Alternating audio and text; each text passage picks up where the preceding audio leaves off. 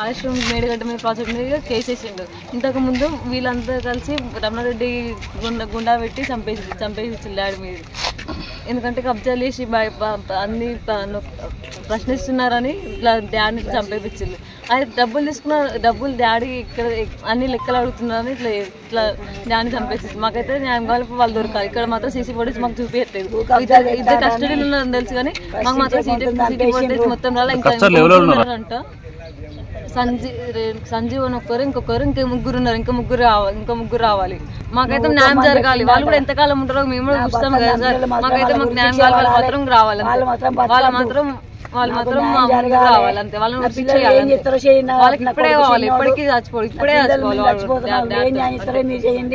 మాకైతే న్యాయం కావాలి. కేటీఆర్ అంజరుడైన రమణారెడ్డి నా భర్తను చంపేసి నాడి రోడ్డు మీద మేడిగడ్డ మీద కేసు ఇవ్వాలని రేపు గెలిచేది ఉంటే అది గెలిస్తే మాకు సపోర్ట్, మాకు దిక్కు లేదని మేము చేస్తాడని నడి రోడ్డు మీద చంపేసిండ్రు. రమణారెడ్డి అనుచరుడైన హరిబాబు ఆధ్వర్యంలో రేణుగుట్ల రవిగాడు, సంజీవ్ గాడు వీళ్ళందరూ ఒకటి రేణుగుట్ల కౌరడు నడి రోడ్డు మీద చంపేసిండ్రు. కొత్త హరిబాబు గాడు వాళ్ళకి డబ్బులు ఇచ్చి చంపేసిండ్రు.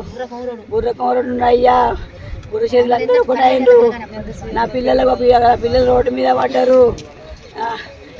కేటీఆర్ మేడిగడ్డ కేసు గెలుస్తామని ఎటు దోయకుండా మమ్మల్ని ఆట సాగనీడని నడి రోడ్డు మీద అత్తయ్య కూడా వెనకాడ కూడా చంపేసిరు. నాయన నిన్న పొద్దుగాల మేము దేవుని చేసుకుంటాడు మా పక్కిరిగడ్డ పోయినాక సాయంత్రం 5 గంటలకు బయటికి వెళ్ళిండు.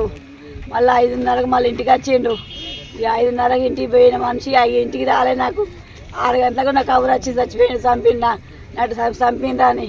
కన్నా రమణారెడ్డి 10 లక్షలు ఇస్తా ఊకమ్మన్నట, లేకపోతే చంపిస్తానని పేరుస్తానన్నట. నాకు మొన్న 10 రోజుల కింద చెప్పిండు.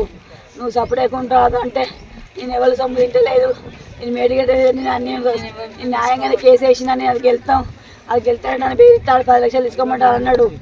నా పిల్లలు ఆగమైంది. ఇప్పుడు వాళ్ళకి ఏం న్యాయం చేస్తారో చేయండి.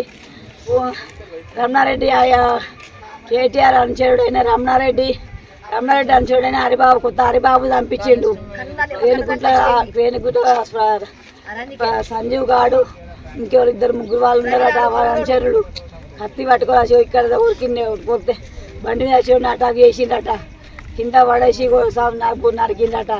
నాడి రోడ్డు మీద బీఆర్ఎస్ గుండగాలు బీఆర్ఎస్ పార్టీకి ఎదురుగా చంపి నా భర్తను.